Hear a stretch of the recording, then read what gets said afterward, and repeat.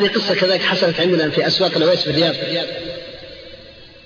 حدثني شاب يعني عاصر القصة، يقول كنت مرة أمشي جانب السوق، كان السوق على الشارع العام، يقول التفت للسوق فوجدت رجل يعاكس فتاة، فترددت. تعرفون الإنسان يا إخوان لما يريد يأمر بالمعروف وينهى عن المنكر يحصل عنده بعض التردد. يقول فترددت قليلا ثم عزمت أمري ونزلت حتى أنصح الشاب.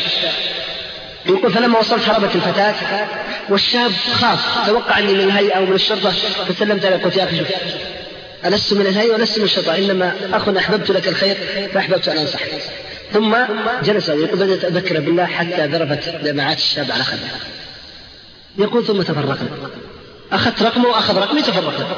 يقول لما جاء بعد أسبوعين يقول كنت أفتش في جيبي فوجدت رقم الشاب، قلت يعني أتصل بالصباح كان، فاتصلت قلت السلام عليكم، قالوا وعليكم السلام، فلان قال نعم، قلت هل عرفتني؟ قال وكيف لا أعرفك؟ فهذا الصوت الذي سمعت به كلمات الهداية وعرفت به النور وطريق الحق. فيقول ضربنا موعد اللقاء بعد العصر، يقول وكتب الله وقدر الله أن يأتيني ضيوف بعد العصر، فتأخرت على صاحبي حوالي الساعة، فلما مضى ترددت هل أذهب له أو ما أذهب له، قلت يعني أتي بوعدي ولو متأخر. فذهب إلى الشاب، لما طرق الباب فتح له والد الشاب، السلام عليكم. وعليكم السلام، فلان موجود؟ يقول جلس ينظر إلي، قلت فلان موجود، فجلس ينظر إلي، فلان موجود. قال يا ولدي هذا تراب قبره قد دفناه قبل قليل. يا والد قد كلمني الصباح. قال صلى الظهر ثم جلس في المسجد يقرأ القرآن، ثم عاد إلى البيت ونام القيلولة، فلما أردنا إيقاظه للغداء فإذا روحه قد فاضت إلى الله سبحانه وتعالى.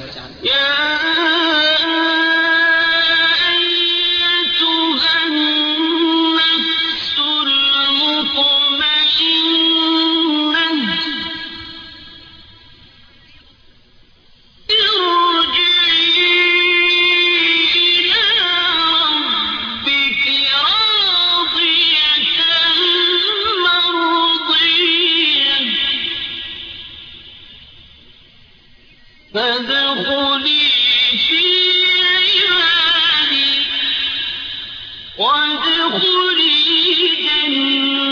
جنتي. فإذا روحه قد فاضت إلى الله سبحانه وتعالى وفارغ الحياة. ولقد كان الشاب، هذا الشاب الذي يذكر قصته، يقول الأب ولقد كان ابني قبل أسبوعين من الذين يجاهرون بالمعصية، ولكنه قبل أسبوعين تغيرت حاله وتبدلت، وأصبح هو الذي يوقظنا لصلاة الفجر بعد أن كان يجاهرنا بالمعصية في عقر دارنا، ثم من الله عليه بالهداية. فقال الرجل متى عرفت ولدي يا بني؟ قال عرفته قبل أسبوعين. قال أنت الذي نصحت؟ قال نعم. قال دعني أقبل رأسا أنقذ ابني من النار، فقبل رأسا. كان 4 من الشبان يعملون في عمل واحد، مضت عليهم سنون